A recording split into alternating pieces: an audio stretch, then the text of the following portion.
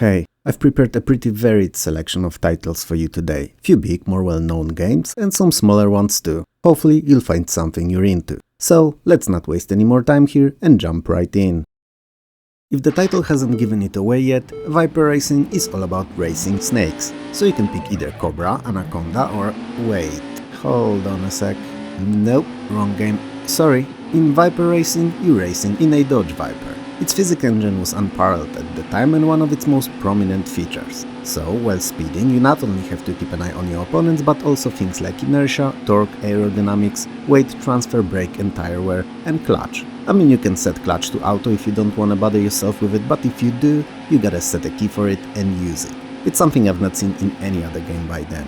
Well, other than in those games that used steering wheel and pedals. Anyway, since the physics are so realistic, it's crucial to be able to make appropriate changes to how your car behaves, and naturally, you can. All the aerodynamics, drivetrain and suspension are adjustable and allow for complete freedom of tinkering. Damage model is nothing to scoff at either, and adds to fun of burning the asphalt.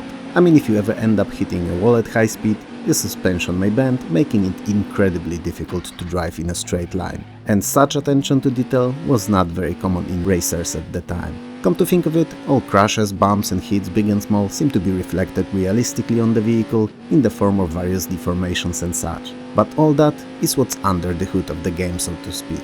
So what's in the forefront? Well, 8 unique tracks that can be driven both ways, 3 game modes, with career being the most complete and offering progressive upgrades indirectly based on your results in previous races, but most of all, Viper Racing is fun, if you like simulations and are okay with having only one car to race in. I mean, user-made content has long expanded on the available vehicles, but straight out of the box the game featured only one car and 8 tracks. Nothing more, nothing less. Now, for many of you, a sheer thought of having to play an incredibly, at least for the time, realistic driving simulation with true-to-life physics and damage model is enough to gobble this treat of a game without questioning it. For me, it's not enough. Not only I prefer arcade racers, because I'm crap at simulations, never tried hiding it either, let's be clear here, but also I lose attention quickly, so having a lot of variety is a key to keep me glued to the screen. A single vehicle and handful of tracks is just not enough. But that's a me problem. And technically speaking, there's nothing wrong with Viper Racing. Codename Tenka, Life Force Tenka or just Tenka, is Psygnosis' sci-fi themed FPS. In the year 2096, Earth is torn by numerous wars, the pollution caused it to become in large parts inhospitable, and it's a generally speaking not a fun place to live on. Those who are still living on the planet dream of escaping to Extrivius 328, an off-world colony that's said to be a promised land. As we know, promises are hardly ever real, and this one's no different. The colony is run by a huge conglomerate known as Trojan Incorporated that secretly manufactures condoms. I mean, bionoids. Half-men, half-droids, engineered to be obedient killing machines. Worst of all, it does so using oblivious to it all colonists. You play as Joseph B. Tenka, and upon discovery of such procedures and your name being on a list for transformation, you decide to put an end to these immoral activities. The game is divided into 20 separate stages, each with its own set of objectives. But since it's a FPS, as long as you keep going forward and killing everything, you should pretty much always fulfill them all. Interestingly enough, unlike most other FPSs, in Tenka you don't find new weapons per se, but add-ons to your built-in universal weapon called SG-26 Self-Generating Polymorphic Armory, an unnecessarily cool name for a rather boring weapon. Especially that you can switch between those add-ons same you would have between different weapons. So yeah, you guessed it right, it's a gimmick. Anyway, levels are rather big, but not very interestingly designed. They do make up for it with plenty of blood pressure raising surprise attacks, climatic sound cues and overall atmosphere that makes the whole fair more aliens than Doom. If you're a fan of FPSs, it's a no-brainer and a game you should definitely check out. But if you're not, then let the footage running in the background help you make your own mind about it. In Croc Legend of the Gobbos, which I always mistakenly thought was called Croc The Legend of Gobbos, you play as, yep, you guessed it right, anthropomorphic crocodile. And it's a third-person view, full 3D action platformer and a pretty good one at that. And no wonder, as originally the protagonist was not a croc, but Yoshi. Yep, the very same dino you know from Mario games. The devs presented the game to Nintendo as a prototype featuring their character, but since Big N shown no interest in it, Croc was rebranded, main character and setting changed, and that's how we ended up with our reptile hero. In vein of 2D Mario games, however, your goal in each of the stages is that simple. to get to the end of them, to the gong, all the while saving as many Gobbos on your way as possible. The game uses overworld maps split into 7 unique realms set on islands, and the stages can be over and underground and occasionally underwater too. You are a Croc after all, and neither are especially foreign to you. Each level is filled with obstacles and enemies, and every now and then you face bosses aptly named guardians as they're guarding your way to progress. Since there's a balance in the nature, however, or at least there should be one, if there's bad, there's gotta be a good in the world of Croc too. So, naturally, you also get to free Gobbos, of which there are 6 per stage, collect crystal orbs that replenish your health, red hearts that offer extra lives, and jigsaw puzzles. If you collect all of these last, the game unlocks a secret extra world with extra levels to play in. Saving of Gobbos is perhaps not mandatory to complete the game, but since you're a hero, you're gonna do it regardless of what I have to say about it. But if you do, and if you get them all, you will unlock game's final boss, and after putting him in his place, the true game ending. You can run, jump, climb and swim, and your main attack is a full circle tail swipe. You can also break crates with collectibles by jumping on them. Story-wise, Croc was found as a kid by a king of Gobbos, Rufus, floating in a basket down the river. Rufus decided to save little Croc and raise him as his own. Years have passed and Croc's more of a Gobbo than a crocodile, in everything but the looks. On one of those idyllic days, you know, when the sun is shining, when there's nothing to do and you sit outside being bored and just appreciating the peace and warmth, an evil Baron Dante and his goons began to terrorize Gobbos, capturing and imprisoning them in cages. King Rufus failed to escape the captivity too, but in the last-ditch effort saved his adopted son, Croc. Now, in safety, playing as Croc, you're left with no choice than to head off to defeat the villain, save your father and all the other Gobbos that you come across. Crime Killer is kinda like Carmageddon, but also not at all. I know, I've lost you, but let me try to explain. It's a racing/shooter game in which you play as a son of a cop that was killed in the line of duty. Determined to avenge your father's death, you join the force seeking revenge. There are 3 vehicles that you'll be controlling, a futuristic car, a futuristic bike, and yes, I'm going to repeat myself here, futuristic hovering vehicle known as the Flying Wing. The game revolves mainly around chasing bad guys around the city and either blowing them up with your cannon, a whole myriad of other powered up weapons, or disabling them using the so-called sonic destabilizer, which coincidentally sounds like something a Bond villain would use to change the world's weather patterns with. The game is divided into 15 levels, each requiring numerous missions to be completed in order to progress to the next. And I shit you not here, there are over 400 different missions you may be assigned to. That's a lot, don't you think? And it's everything from drug busts, car bombings, jailbreaks, as in preventing them and not participating, through hunting corporate defectors and stopping missile attacks, all the way to shootouts with bank robbers, chasing down speedsters and putting down of smugglers. Sounds cool, right? Well, as much as I actually did enjoy my short time with Crime Killers, the variety I just told you about is superficial only. Cause while 400 is a huge number indeed, all you really have to do in each of the stages is to chase someone down and destroy them. Rinse and repeat. No, really, that's pretty much it. There's no extra separate game mode, side games, nothing. You search for your target, you destroy it, and the mission is complete. Complete plenty enough of them, and the stage is done, and you're ready to move to the next. Now, why would you be interested in such a simple and straightforward romp? It's fun, that's why. Nothing more to it, it's repeatable, sure, it's decently looking and sounding, sure, it's hella fluid running if your system can handle it, also sure, and it's good and all, but the only reason you'll have to carry on is the fun factor, which may not be high enough to get you through the whole game, but will definitely keep you glued to it for a few good hours. I freaking loved The Fifth Element, the movie that is. Bruce Willis back then was my favorite actor, because it was still a time in my life when I had favorites, and it was a sci-fi action-packed romp full of little jokes and funny interactions. Also, Mila Jovovich. And Lilu Multipass? It was a blockbuster, both in reality and in my heart, and I must have rewatched it at least a dozen times. As film licenses go, the tie-in games are more often than not trash, so while I was eager to check it out, I was worried that it will disappoint me. It didn't, and ended up being pretty decent. Mind you, I did not say great. While the game is naturally a bit different from the movie, it follows pretty much the same plot, and is a third-person action-adventure. You play as Corbin Dallas and Lilu, alternating, with Corbin sporting one of 4 available in the game guns, and Lilu doing her hand-to-hand chosen one combat magic. You travel through a series of locations from the movie, searching for the 4 elements that you'll need to stop the approaching Earth at an alarming pace ultimate evil. While the combat and overall action is rather fun, The Fifth Element, despite coming out a year after the movie, feels rushed to me. There are 30 levels in the game, but it's just a veil pulled over your eyes and something that looks good on a video game box cover. In reality, there's only 15 of them. and after you go through them with Corben, you'll have to complete them once more with Lilu. This second time conveniently with enemies unable to shoot. Weird.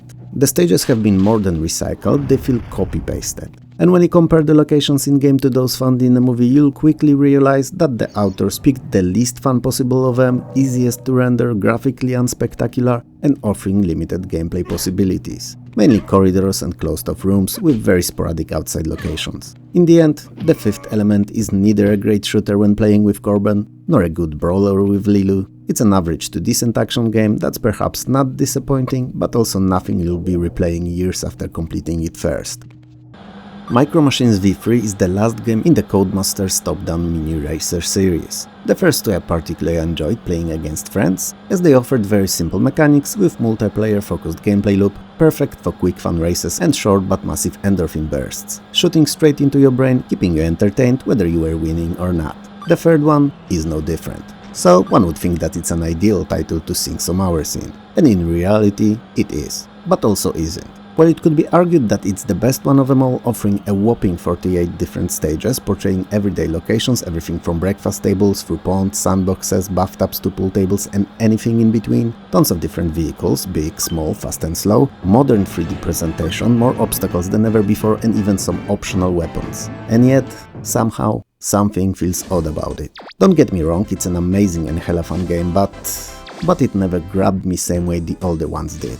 And it's hard to say why. Because if it sounds and looks better than ever, if it has more features than previous two titles combined, and still sports same addictive racing mechanic based on scoring points by overtaking the opponent by a screen length, it should be as captivating, right? Well, judging by the Moby Games score, most of you do think so. For me, it lost something. I don't know what it was, but it was not there anymore. Or better yet, it was there, still and all along, but I changed. And it's perhaps the perspective of years of gaming and having to sample a huge chunk of all titles that released on PC made me not feel as fired up about it as I would have years earlier. I don't know. It's a fabulous game that I feel very little nostalgia for, but if you're looking for a quick and action-packed party racer, Micro Machines V3 with its 8-player party mode is definitely one of the most enjoyable experiences you can have on PC. A human memory is a funny thing. You often think that you know something, you're like 100% or near 100% sure that you do, and then you start reading about it, you know, just to refresh what you know or check if nothing changed, and suddenly you realize you got it all wrong. All because your mind joined two totally unrelated facts in a wrong way. And that's what happened with Forsaken and I. I wrote a long intro to it, comparing it to other greats and eagerly awaited titles, cornerstones of gaming and such, just to realize that the constantly delayed and eventually disappointing game that I was thinking of all along was Daikatana. And Forsaken is incredible. It's a first-person sci-fi shooter very similar to equally as good Descent. A bit different playing though. Earth is no longer a seed of life in otherwise dead space as it's always been, but a largely uninhabitable, irradiated rock that's a shadow of its former self. Destroyed and devastated in 2113 by an experiment that went astray and caused a huge explosion which resulted in a shockwave destroying everything. And I really mean everything here. The solar system has been declared, yep, you guessed it right, forsaken. No one lives on the planet anymore and it's only visited by those who still, against its harsh conditions and common sense, scout and search for the few remaining and precious resources, gold being the chief of them. So they travel around the vast and unstable underground cave system seeking riches. You're one such person, a hoverbike riding adventurer, keen on scoring big and changing his life for the better. So you have to go through series of pretty big levels, most of them timed I must add, getting to the end of each, avoiding all collapsing tunnels, spikes, turbines and various other hazards, all the while collecting priceless loot and shooting down countless enemies. Enemies that adjust their approach and attack patterns based on which of the 25 included weapons you're carrying and past encounters. Meaning that the more you fight with them, and you'll have to all the freaking time, the more they learn more about you. So, having a moment-to-moment approach to each combat encounter rather than one seemingly foolproof approach will do better for you in the long run, as they won't collect enough data to outsmart you. There are 15 different characters to pick between, and honestly, the selection is important only for multiplayer, which on a side note was fantastic. In solo gameplay, they end up being just a choice of voice of the protagonist. You start with 2 basic weapons and collect upgrades that are scattered around the levels. On a face value, when you launch it and just start playing, without bothering yourself with realistically speaking unimportant story too much, Forsaken seems just like a Descent clone, but, and you can unleash the hounds of hate in the comments on me now, I'd risk saying that it's better looking, better sounding and more fun of a game than the one it was based on. And in multiplayer, where up to 12 of you can chase around the narrow and dangerous corridors pew-pewing each other into non-existence, it's something that Descent even more so couldn't compare to. If you like shooters, especially those in 3D, do not sleep on Forsaken. It may be the best entire 1998 had to offer. Darius Gaiden is a 5th game in the series of arcade horizontal scrolling shoot 'em ups. And same as all the other ones, this one's a mother effort to beat. It's not impossible, not what I'm saying, it's just me who sucks at it. Big time. This time you're piloting Silverhawk, a starship armed to the teeth and on a mission to destroy the evil Belsar Empire before it wipes out whatever's left of the population of planet Darius. The game progresses non-linearly, meaning out of 27 stages included in each playthrough you'll only get to see 7, picking where to go after each and every completed level. Most enemies resemble aquatic creatures, and that goes for all, regular ones, mid-level and end-level bosses too. It's an interesting design, not my first choice if I had anything to say about it, but they're done with care and attention to detail, so there's nothing really to pick on here, and I'm just mentioning it as something I wouldn't have settled on. As you plow through the sea-inspired fauna, spreading projectile serve justice left and right, one shot at a time, you'll be able to pick up various power-ups. They come in the form of colorful emblems, each color corresponding to a different one. Green grants you missiles, red increases the length and power of your shots, and blue enables access to shield. And collecting many of the same kind increases the add-on's power even further. In short, same as in life, the more you have, the better. Other than the regular weapons, you also have access to the so-called black hole bombs, that's capable of swallowing both screen worth of enemies and their projectiles. It's your ultimate weapon and should only be used when you see no other way of carrying on unscathed, or by mistakenly tapping on the button corresponding to it in a heat of the battle, which may be a use case unique to me, but it happens. To me, whatever. Additionally, Darius Gaiden added an interesting mechanic that was not present in the previous entries, namely the ability to capture mid-level bosses when defeated, so that they could then join you for a little while to fight on your side. My experience with shoot-em-ups other than Deluxe Galaga and Warblade is kinda like my experience with hard liquors. So I like them, but hardly ever feel good after spending time at them for a while, and nearly always a day after promise myself not to do it ever again. Fatal Abyss is what my boss's wife has instead of the heart. A bottomless cavity that's as dark as a dark hole and so massive in weight and nut scale that its gravitational field is sucking life and happiness out of anyone unfortunate enough to come across her. I heard that the government once toyed with the idea of dropping her behind the enemy lines during military conflicts. You know, to have her dispose of the enemies by radiating hate, prejudice and anger at them at such high rates that they would take their own lives. Unfortunately, the project was abandoned in the planning stages, as whomever approached her with the idea either became so depressed, powerless and unwilling to carry on that they suffered a near-instant decline into vegetative state, kept alive by the constantly working machinery alone, or lost their mind when faced with pure evil. Fact. Also, by a total coincidence, Fatal Abyss is a first and third person underwater shooter. Both of these can be found in Wikipedia under the Fatal Abyss, so make sure not to click on the wrong one. The game will take you through 7 unique underwater realms split into 24 missions, each with their own objectives. The craft that you'll be taking onto the adventure can be armed with 10 offensive and defensive pieces of equipment,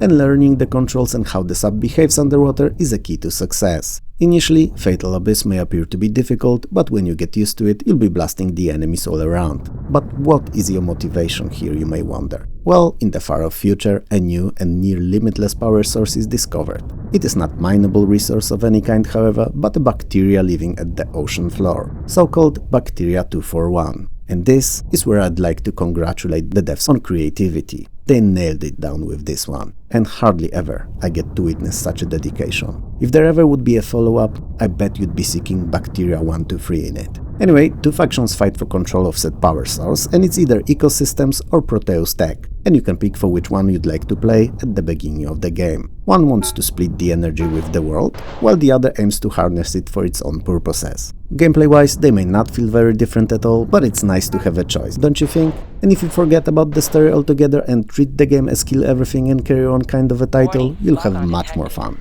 Graphics and sounds are rather good, and you kinda really feel as if you were moving underwater when playing, but the action is not very actiony, for the lack of a better word, and you rarely feel as if you were overwhelmed by an onslaught of the enemy forces. The difficulty comes from the controls, which are not very user-friendly and require getting used to. Just a few minutes ago I said that Forsaken is like Descent but better. Well, Fatal Abyss is like it too, but not as good.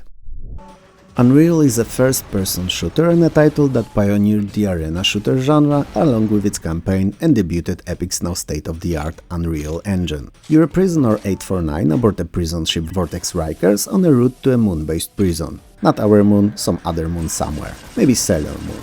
Who knows? On your way there, however, the ship has been captured by a gravitational field of an uncharted planet called Napali that pulled it in, crushing it into its surface. Unfortunately, most passengers died. Fortunately, you didn't. I mean, of course you didn't, cause you're you and like near indestructible, but there was a slight chance that you may have not came out alive. Still, you're okay and left on an unknown planet that has a breathable atmosphere, so it's a small success at least. It also houses primitive alien species of Nali that have been subjugated by a much more technologically advanced race of reptilian Scourge. And these have genetically engineered an enslaved race of crawl warriors with them, all to do their bidding. In these dire and unforeseen circumstances that you found yourself in, you've no other choice than to go through all of them, to find safety and eventually means of escape from Napali. As you go about it all, you'll find yourself dealing with both Scourge and Crawl and helping innocent Nali. Eventually killing the Scourge's queen and escaping the planet in an emergency pod, which sadly is left drifting in space with slim hopes of being found and rescued. Spoiler much? Yes, I do. Very much so indeed. The story is fine and all, but what we care about in our games is gameplay. And I'm happy to report that Unreal houses literally unreal amounts of fun within its action-packed campaign.